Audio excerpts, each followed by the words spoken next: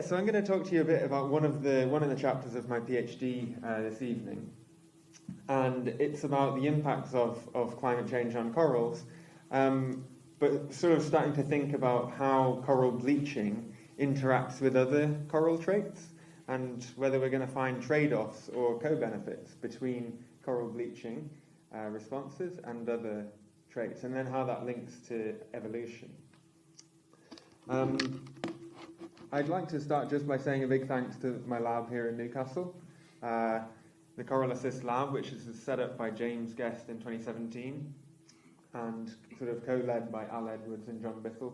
There's currently 4 of us PhD students working on a sort of range of genetics work, coral spawning, coral restoration, and it's been a really collaborative bit of work going on in our lab as well. So these collaborators here are from Australia, and I'll sort of show some of the help they've been sort of contributing to this work shortly.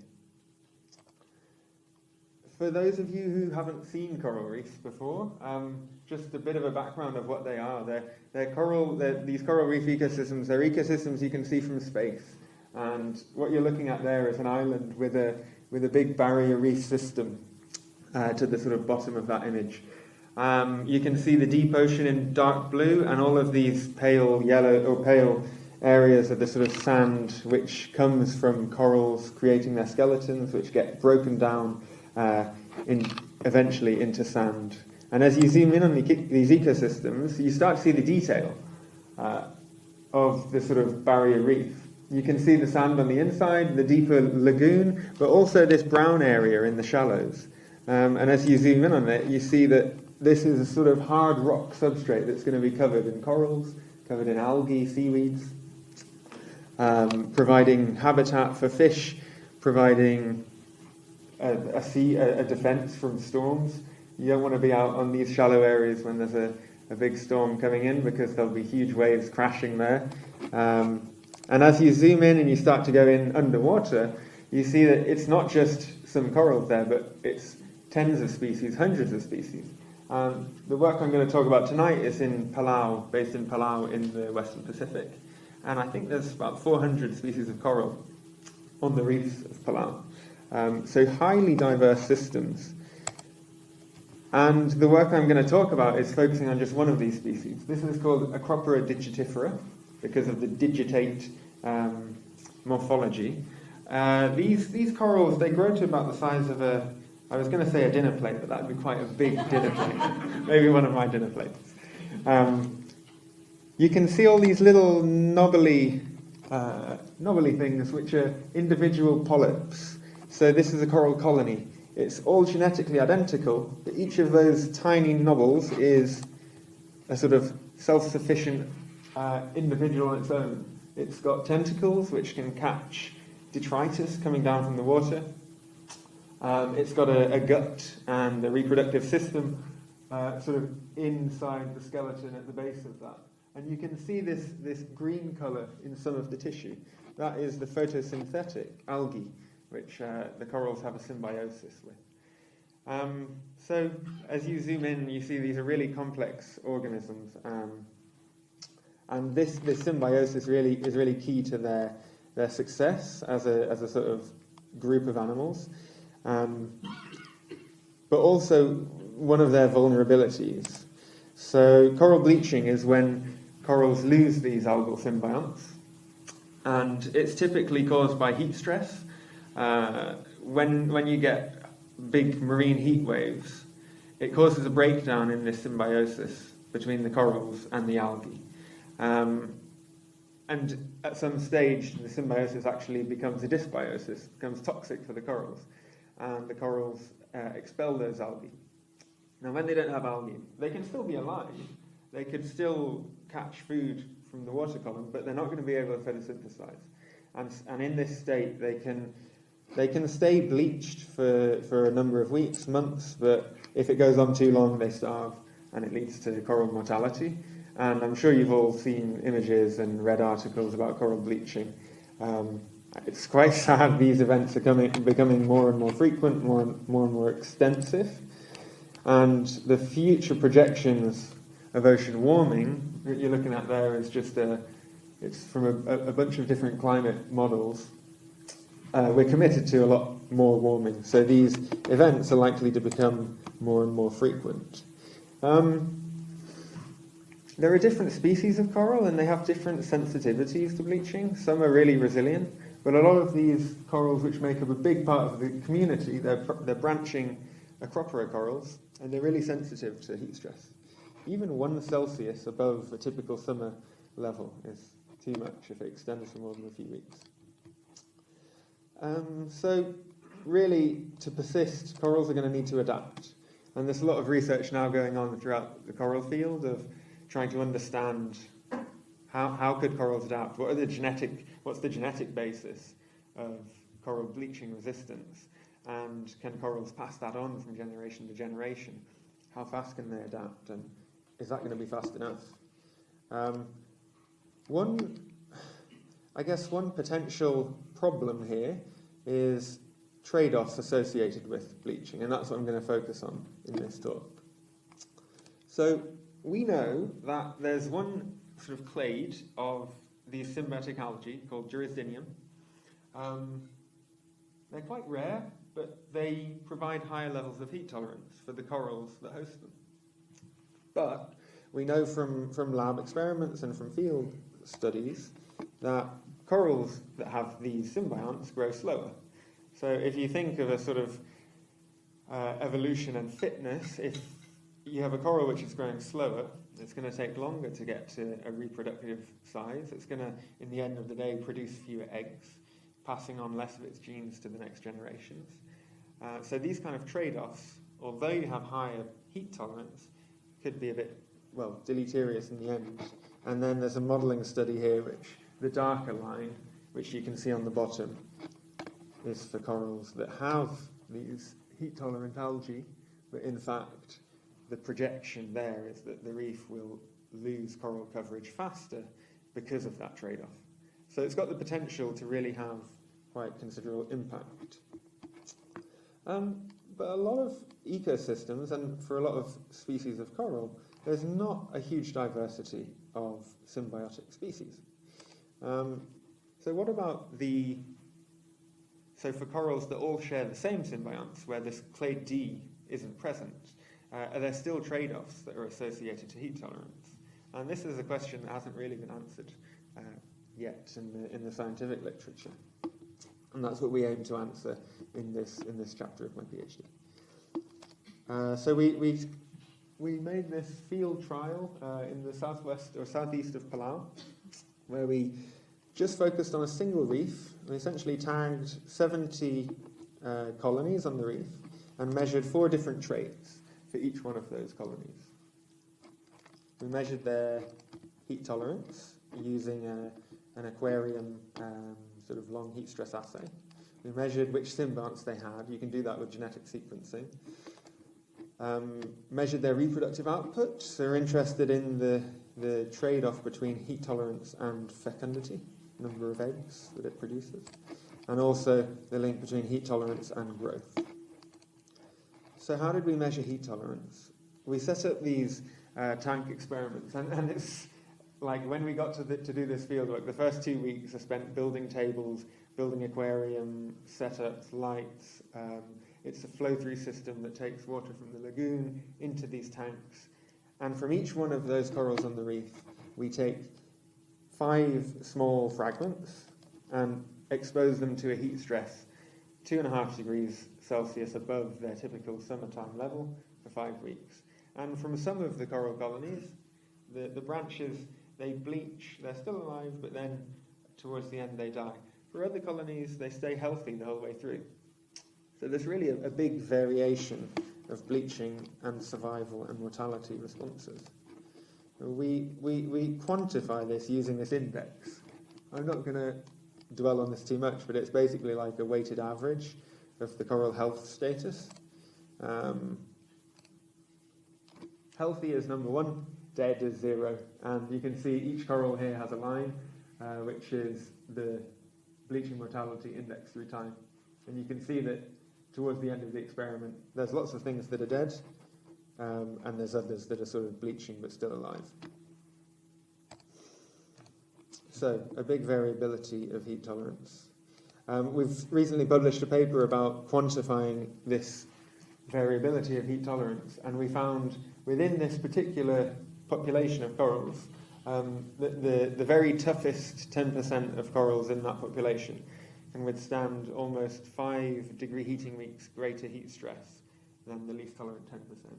And I know that probably doesn't make any sense to a lot of you, but basically, DHW of 0, you'd expect everything to be pretty healthy. DHW of 4, things probably starting to bleach. DHW of 8, expect like really high bleaching and mortality. And you can get like a weather forecast of this degree heating weeks. What we're finding here is there's actually really high variability even within this single population. Corals side by side, that they're the same species, but maybe one is bleaching and the other's healthy. So, using DNA extractions, ITS2 sequencing, I'm not going to dwell on this too much, but basically this principal coordinate analysis shows that the symbiotic algae community, it's pretty much the same in all of the corals. If you had a community that was different, it would come out as a sort of ellipse all by itself. But the fact that they're all overlapping shows that they're all sharing the same symbionts. And how did we measure fecundity? So from each of those corals on the reef, we took 2 branches. From each of those, we decalcified the calcium carbonate skeleton and then dissected, using the microscope, 10 polyps from each and counted the number of eggs using this size extractor workflow. And we pretty much found that the eggs were the typical size you'd expect for this species, between 0.5 millimetre and 1 millimetre. So was there a trade-off between the coral's heat tolerance and fecundity? And actually what we found here is that if there were a trade-off, you would see high heat tolerance is associated with low levels of fecundity, which would be sort of decreasing line. What we see here is a very flat line, and we found no evidence of a trade-off between heat tolerance and fecundity for this species. Now, we used Bayesian statistics to sort of a fancy way to calculate the odds of this line being a trade-off, and it's practically 50-50, 49-51, that this line is a trade-off. Now, moving on to growth, how did we measure it? You can measure growth of corals in lots of different ways. Some people look at how fast they're laying down calcium carbonate. We're interested in the sort of surface area change of the whole coral colony. So, over a 3-year period, from 2017 until 2019, we created these 3D photogrammetry models for each one of those colonies. So you can see the tag colony A35, that's the one we're interested in. This 3D model, it's created by hundreds of images of the coral, which you then stitch, or you put into this software that aligns them all, it stitches them all together, and you end up with these really precise 3D models. So if you've got 3 of those, 2017, 2018, 2019, you can overlay them all, and you can start saying, well, how much has that coral actually grown in 3D space? So this is all of the corals that we could successfully build those models for. And you can see a really, really big variability of different growth forms. So there's ones that sort of stay the same size. This one in the middle, towards the end, it's lost some branches. There's some that even lose whole sections. This one has had partial mortality. On the right-hand side where it's all black, it's because it's dead. And this one too, so that's actually negative growth. Some of them are really, really growing pretty fast. You can see this A12, quite fast growth rates. And I think the wealth of sort of information about learning about how corals grow from this is going to be, I think we're sort of on the tip of the iceberg here, really. We're only going to focus on 2 sort of simple metrics, which is the live surface area growth and the volumetric growth. Actually, just the first one. So again, was there a trade-off? If there's a trade-off with growth, it's not very good because selecting corals that are more tolerant has a cost. But in fact, we found the opposite. We found a positive association here between surface area growth and heat tolerance. And again, using our fancy stats to measure the odds, there's a 94% chance that this line is a positive slope. So actually, this was really unexpected, and everything in the literature is saying there's trade-offs with heat tolerance and coral bleaching resistance. And actually what we found here is that maybe there's co-benefits.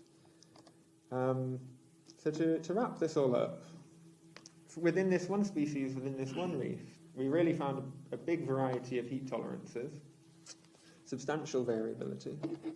They all have the same symbionts, so we can't expect any of those trade-offs that relate to the clade D symbionts, the ones that sort of confer that growth cost.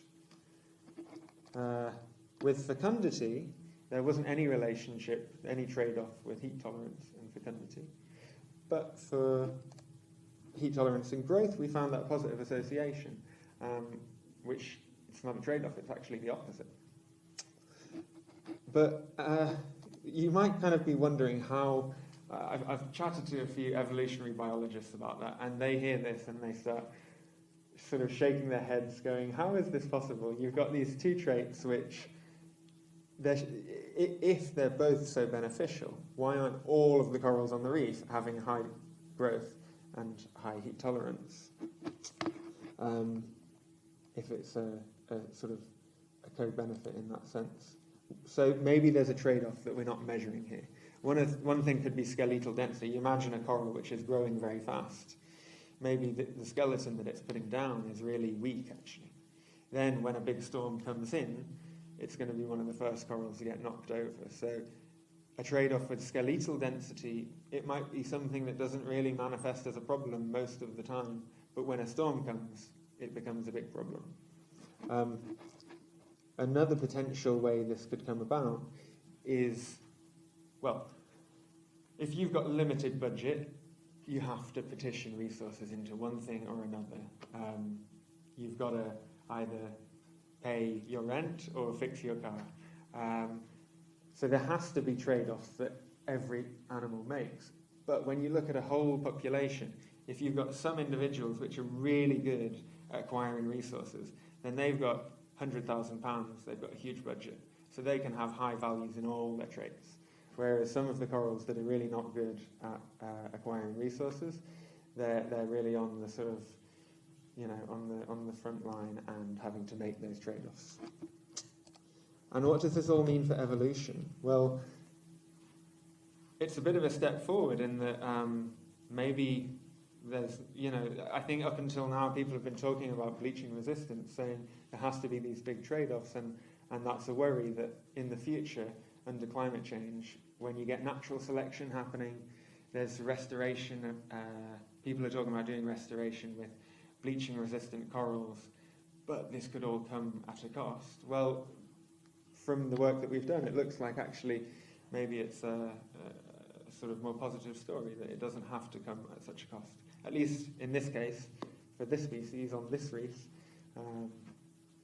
So it's quite nice in the end to get a bit of a positive news story when you're studying corals, because they don't come around all the time. So anyway, huge thanks to my supervisors, collaborators, and the Palau Institute of Coral Reef, the Palau International Coral Reef Centre, who've been amazing collaborators for this work. So, cheers.